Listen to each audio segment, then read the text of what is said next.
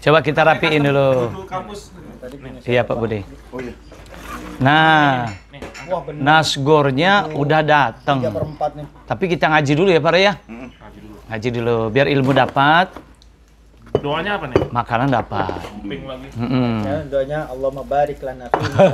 Langsung makan dong. Kopinya silakan kopinya. Ya kopinya. Pembuka dulu kopi dulu. Kopinya Pak Budi traktir. Oh. Saya yang traktir. Semoga rezekinya tambah lagi. Nih sebagian berdua maksudnya nih. Kemarin sendok di sini ke bawah kalau mau ngulangin. Aduh, Nah, Udah piring masjid belum tak kembaliin juga aku masih Iya. utang satu kemarin nih. gampang. Besok lah besok. Nah. Ya. Kita ngaji dulu kali ya. Ya ngaji dulu ya. Oke. Orang ya, bangku ya. Udah, Pak Rey, nyantai aja udah. Nyantai Pak Rey. Pak Sob di sini, Pak Sob.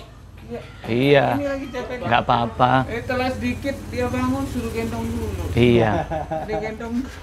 Nah, sambil Anak gitu ya Pak. iya, nggak apa-apa. Saya mau kerja, muter dulu. Iya. Seninya.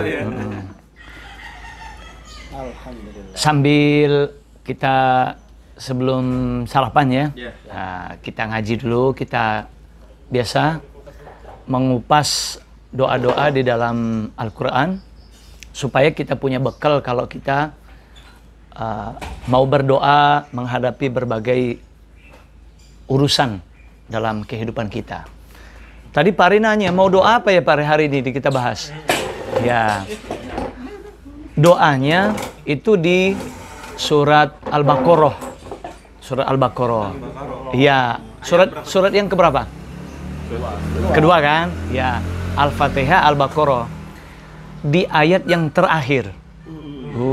Ayat terakhir. Ayat terakhir surat Al-Baqarah itu ayat keberapa? 286.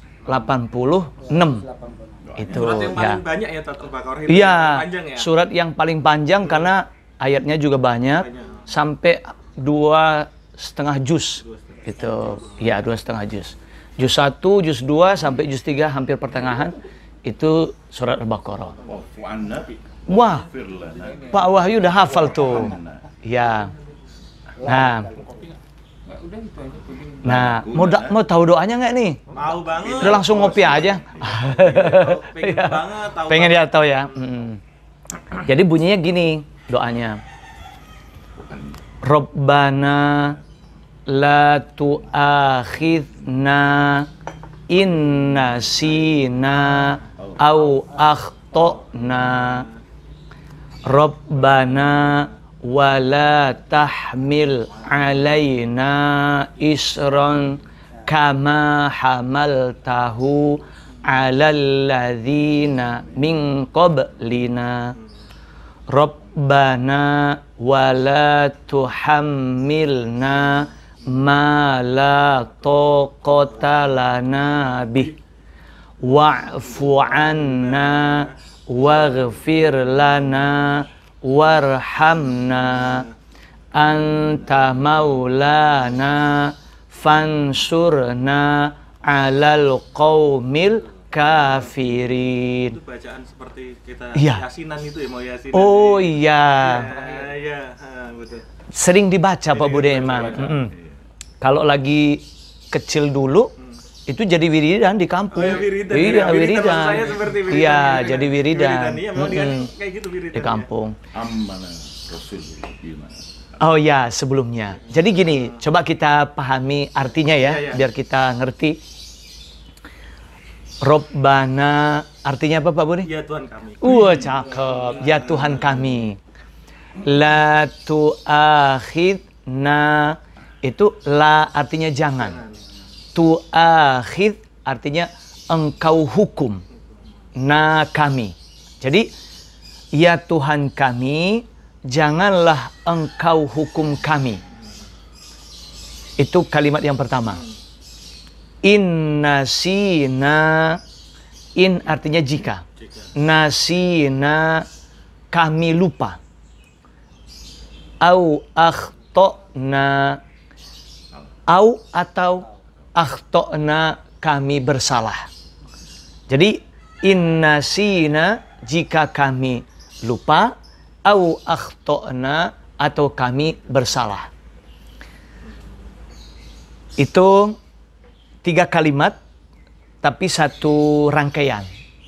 Kemudian berikutnya, Rabbana, ya Tuhan kami. Wala tahmil, wanya dan, lanya janganlah, tahmil. Tahmil itu engkau bebankan. Alaina 2 kata. Ala atas atau kepada, na kami. Jadi, ya Tuhan kami, dan janganlah engkau bebankan kepada kami isron. Kata berikutnya, isron itu artinya beban yang berat. Kama hamal tahu. Nah, kama itu artinya sebagaimana. Hamal tahu, 2 kata. Hamalta, engkau bebankan, hu-nya.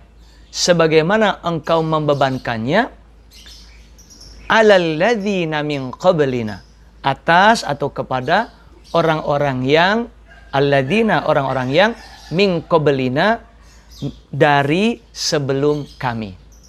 Jadi itu penggalan yang kedua, tapi udah kalimat yang keempat.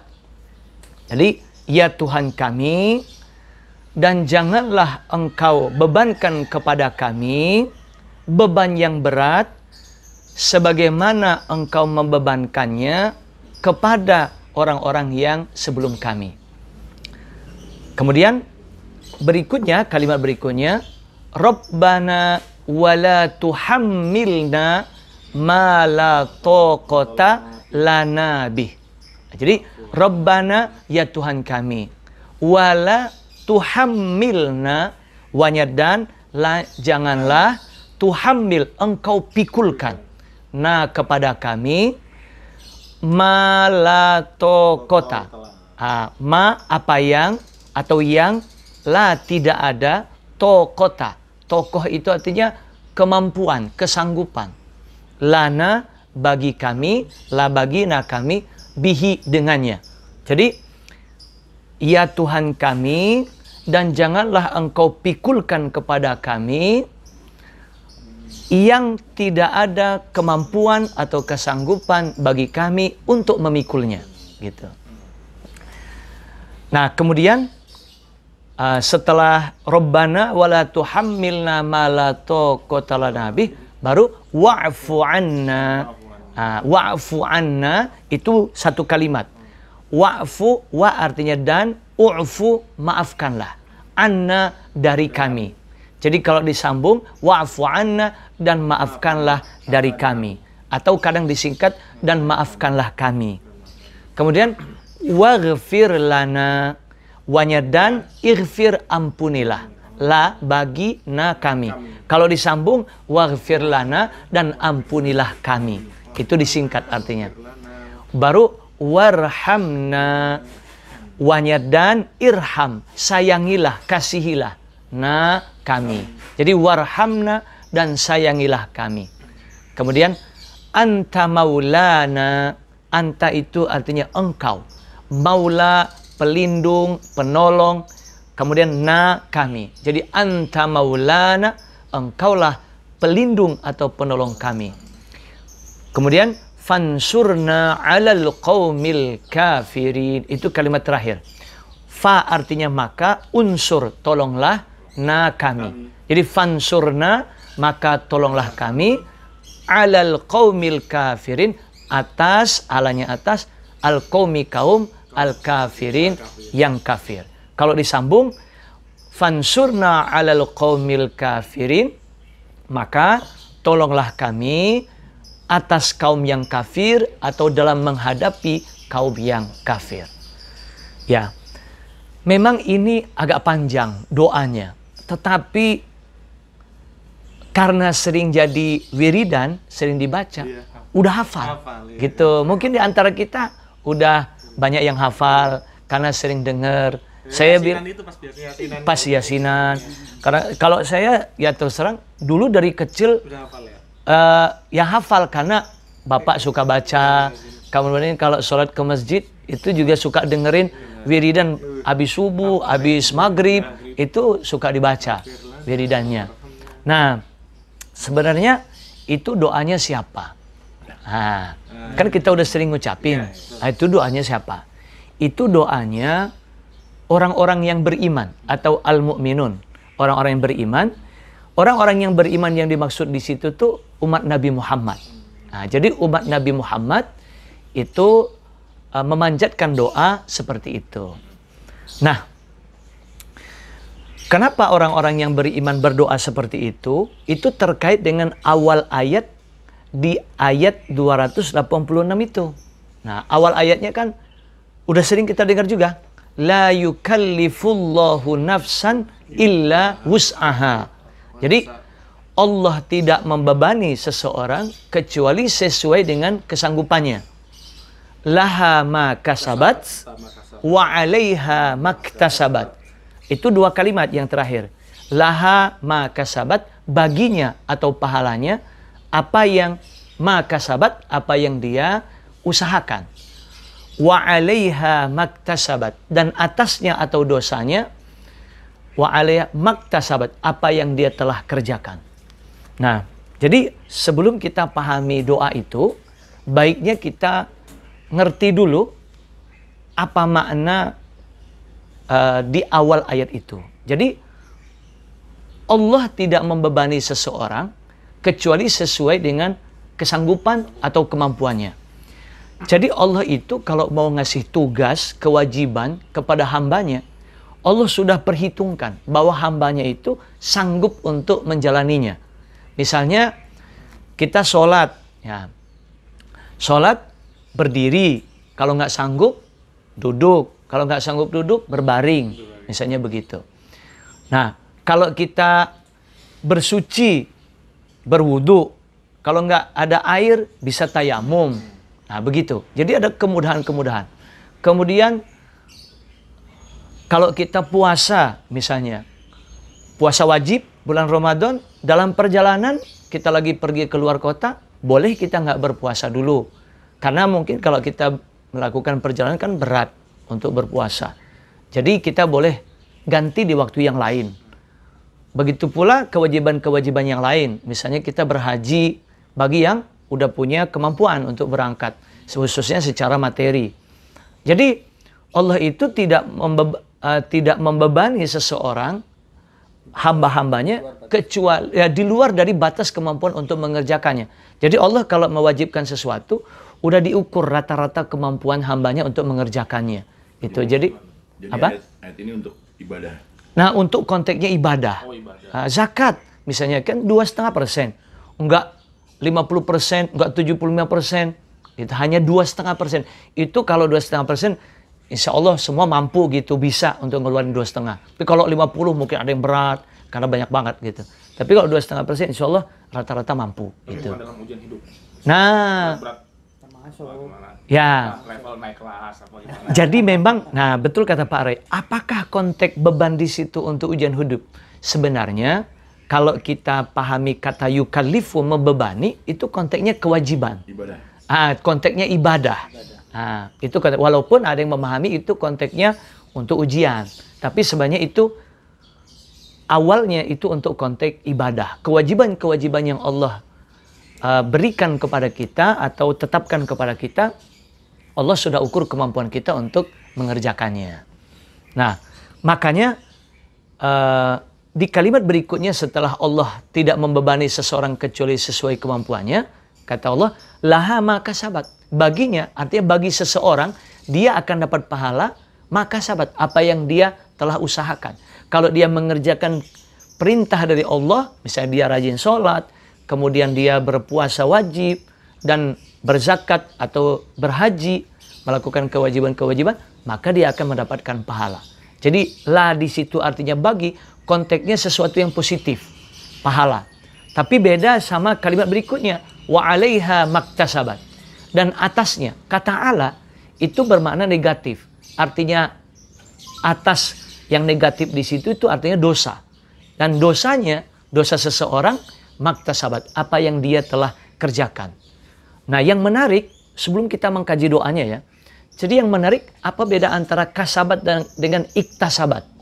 Nah, kalau kita belajar bahasa Arab, itu kasabat artinya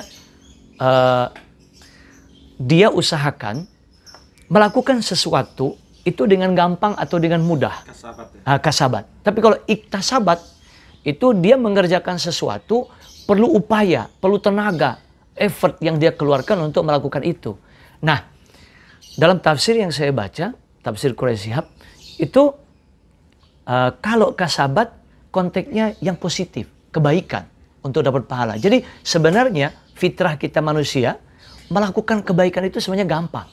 Gitu, nggak perlu kita upaya yang keras.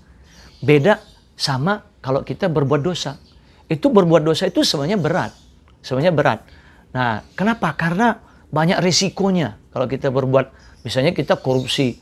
Nauzubillah, kok kita korupsi? Misalnya ada orang korupsi. Nauzubillah. Iya.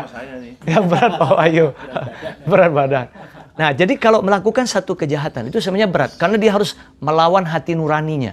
Ya, dia misalnya dia korupsi, dia takut-takut tuh, karena kalau ketahuan bisa ketangkep. Tapi kalau dia berbuat kebaikan, dia sholat atau dia bersedekah, itu ringan karena nggak ada yang dia takutkan sebenarnya. Itu beda antara kasabat dengan iktasabat. Melakukan sesuatu yang positif, yang baik, itu sebenarnya ringan. Nah, tetapi kalau melakukan satu kejahatan, itu berat karena harus melawan hati nurani kita. Sekarang maksud beda, Ustaz. Oh, beda. Beda. Oh. Dosa enak. Oh. Pahala, nyari apa? Berat malah gitu. Nah, ini yang perlu. Dibalik kan sekarang. Nah, tergantung siapa orangnya. Kalau kita udah terbiasa berbuat baik, ringan-ringan aja insya Allah. Justru kalau orang jarang berbuat dosa, dia mau berbuat dosa takut. Jadi itu tergantung kebiasaan sebenarnya. Nah, itu pembuka sebelum masuk doa. Nah, setelah kita pahami bahwa kewajiban-kewajiban yang Allah bebankan kepada kita sebagai hambanya, umat Nabi Muhammad Sallallahu Alaihi Wasallam, ya, itu Allah sudah ukur kemampuan kita untuk mengerjakannya. Nah, makanya dari situlah orang-orang mukmin berdoa, Rabbana la tu'akhidna in nasina au akhtana. Ya Tuhan kami, janganlah Engkau hukum kami jika kami lupa atau kami bersalah.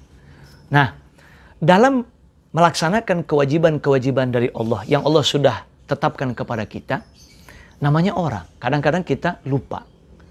Nah, dulu saya lagi SMP, ingat, itu pernah lupa sholat. Ya, saya baru ingat tuh kalau belum sholat itu, lupa sholat zuhur pas asar, udah masuk belum sholat zuhur.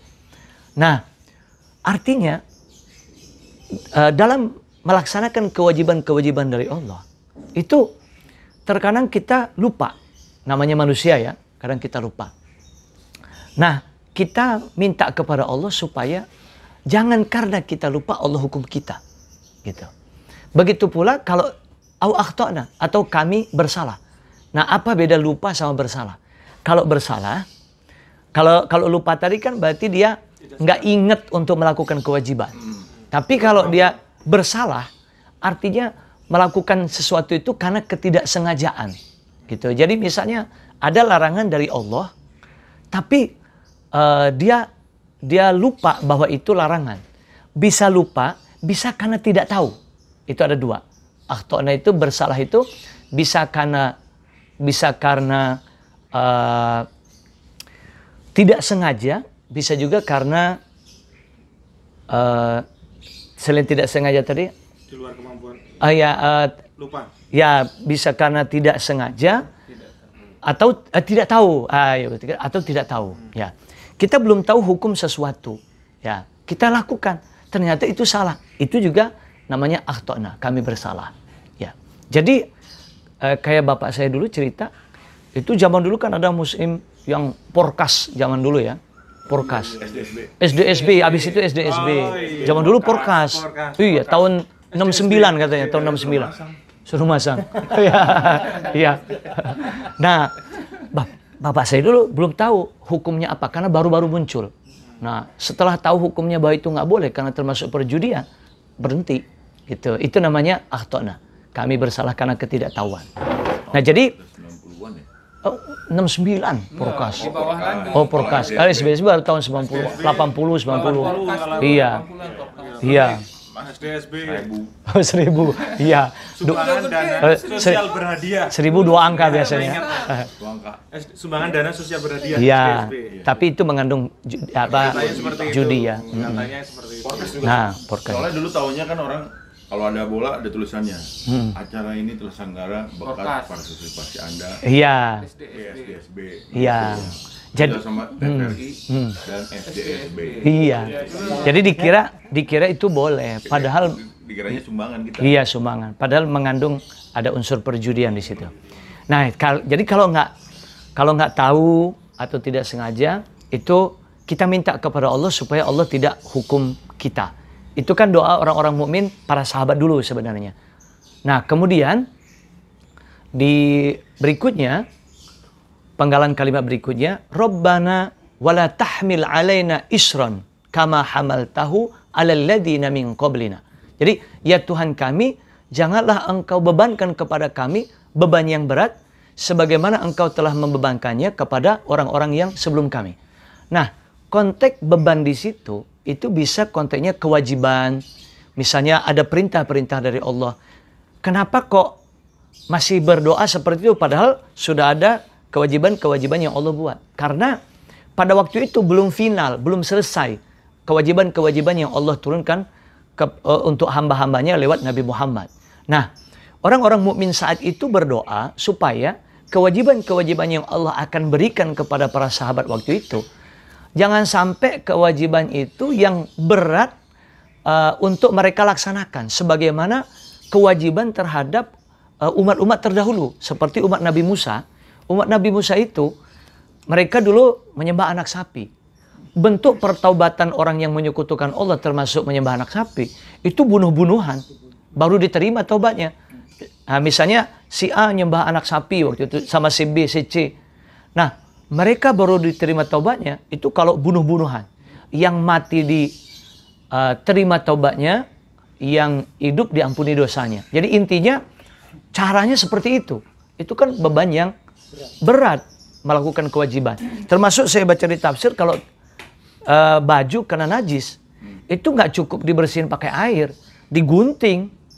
Ya bolong-bolong kalau kena najis ini, kena sini, bolong semua kalau kena najis. Iya najis biasanya kena kencing.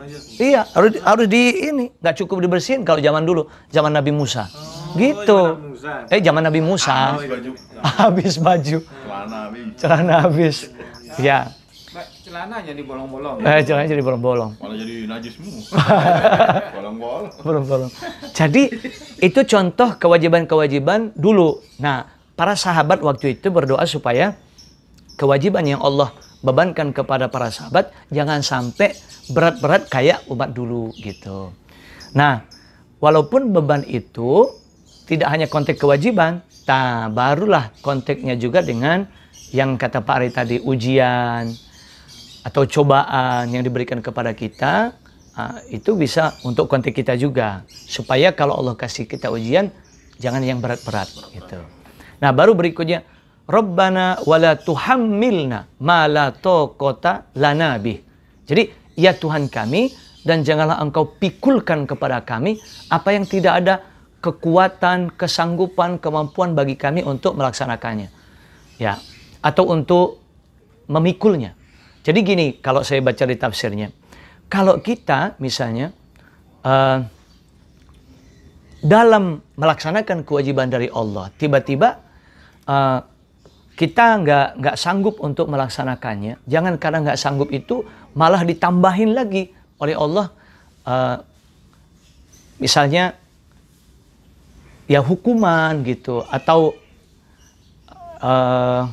sanksi gitu. Jadi konteks memberikan beban di situ, beban karena kita misalnya nggak sanggup untuk melaksanakan satu kewajiban. Nah, janganlah beban itu tambah berat lagi. Makanya Allah kan ngasih aturan kalau misalnya nggak bisa puasa di bulan Ramadan, di luar puasa lagi senggang bisa kerjain. Jadi seperti itu. Bisa sholat berdiri, duduk. Nggak bisa berdiri, duduk gitu, bisa berbaring. Subuh, kenapa mesti pagi-pagi? Pasti Allah udah Ya. pasti sanggup. masih sanggup gitu. Kalau sholat subuh jam 1 berat. Dulu ada wifi. Iya. Jadi seperti itu ya. Nah, kemudian wa'fu anna waghfir lana warhamna. Meskipun itu 3 kalimat, tapi itu satu rangkaian. Jadi wa'fu anna dan maafkanlah kami, waghfir lana dan ampunilah kami, warhamna dan sayangilah kami. Apa beda antara maafkanlah dan ampunilah? Nah, bedanya gini. Kalau maafkanlah itu kita melakukan satu kesalahan karena ketidaksengajaan gitu. Atau karena karena ketidaktahuan misalnya. Tadi yang au akhtona. Tapi kalau ampunilah kami, itu konteksnya kita tahu itu misalnya kewajiban, tapi kita nggak ngerjain. Atau larangan, kita sengaja lakuin. Kita lakuin. Nah, itu ampunilah. Jadi namanya manusia. Kadang-kadang kan kita lurus, kadang-kadang melenceng. Melakukan satu dosa, kita nggak bisa ya nggak bohong lah bahwa kita mungkin pernah melakukan satu kesalahan atau satu dosa.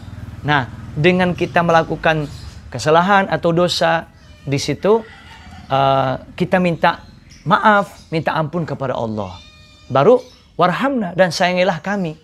Nah, sayangilah itu konteksnya jangan sampai karena kesalahan atau dosa yang kita perbuat Allah hukum kita.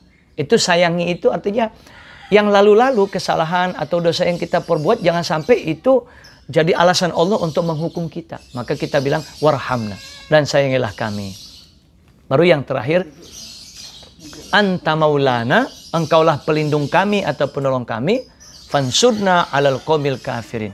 Maka tolonglah kami atas atau kepada kaum yang kafir. Jadi Kenapa ini? Kenapa? Allah mengatakan kaum yang kafir. Oh, kaum yang kafir. Zolim, kaum yang lain. Iya. Jadi gini, kalau konteks para sahabat dulu sama kayak di kita Indonesia, itu zaman dulu kan masih suka terjadi peperangan. Gitu. Jadi perebutan wilayah, perebutan kekuasaan itu terjadi dulu di zamannya Nabi.